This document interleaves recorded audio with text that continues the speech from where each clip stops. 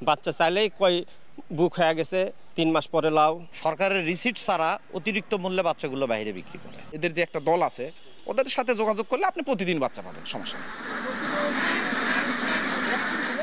দেশীয় খাকি Campbell, packing, মাসকবি জাতের হাঁস পালন করে প্রথমে ডিম উৎপাদন, পরে ইনকিউবেটরের মাধ্যমে বাচ্চা ফোটানো হয়।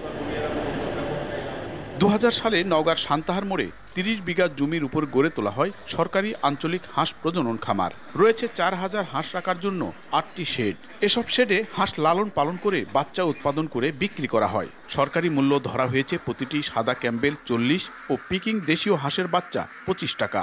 তবে ক্ষুদ্র খামারিদের অভিযোগ, বড় খামারিদের সিন্ডিকেটের কারণে তারা চাহিদা মতো বাচ্চা কিনতে পারছেন না। এমনকি সরকারি রেকর্ডে না তুলে অবৈধভাবে লেনদেনেরও অভিযোগ তাদের।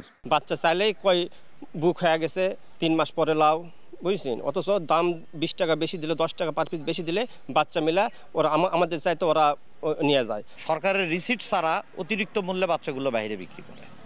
এতে আমরা ক্ষতিগ্রস্ত।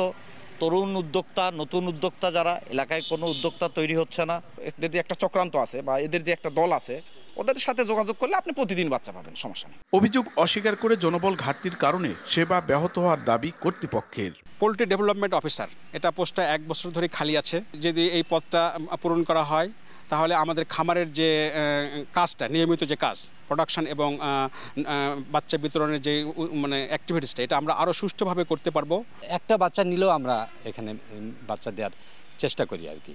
তবে অল্প সংখ্যক নিলে আমাদের যে ডেলিভারি ডেট আছে, মানে সপ্তাহেতে 4টা দিন আমাদের বাচ্চা ডেলিভারি হয়। এই ডেটগুলোতে অল্প সংখ্যক নিলে সকাল সকাল আসলেই পায়। প্রাণী সম্পদ বিভাগের তথ্যমতে নওগাঁর আঞ্চলিক হাঁস প্রজনন খামারে বার্ষিক বরাদ্দ 80 লাখ টাকা।